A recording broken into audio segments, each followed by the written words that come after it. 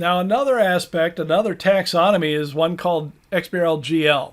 Eric Cohen, who used to be a PwC partner, is a big proponent of this. He's retired, but I think is still kind of going around plugging XBRL Gl. And it actually stands for Global Ledger Taxonomy.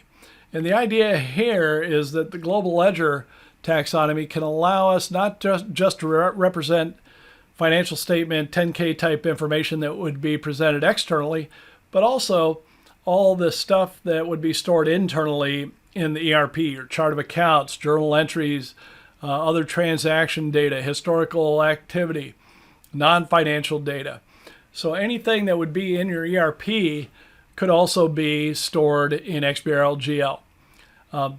The fact that it already is in your ERP stored that way, I think, is probably one of the biggest roadblocks for XBRL Gl.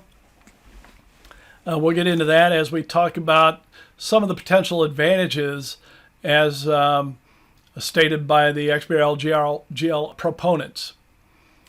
So first of all, they say it's reporting independent, in which indeed it is. It's tagged data, so any reporting tool that can work with XML, XBRL would be able to use XBRL Gl data. System independent, doesn't require any particular operating system, any particular database, so that certainly is true.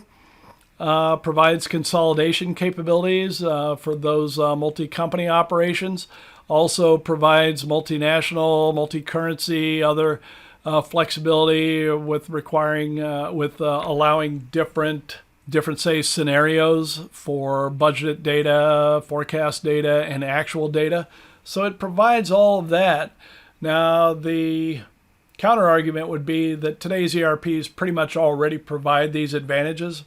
Reporting tools are very powerful now and can tap directly into most of your popular ERPs fairly seamlessly and provide all kinds of reporting capabilities.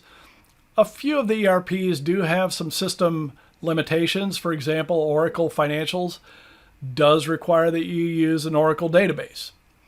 Other than that, you can run it on a Windows server or a Unix server.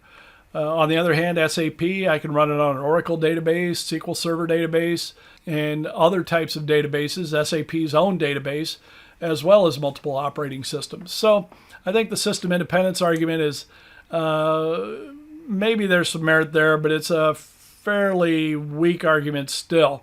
And then the other, or at least your opponents of XBRL Gl would argue that.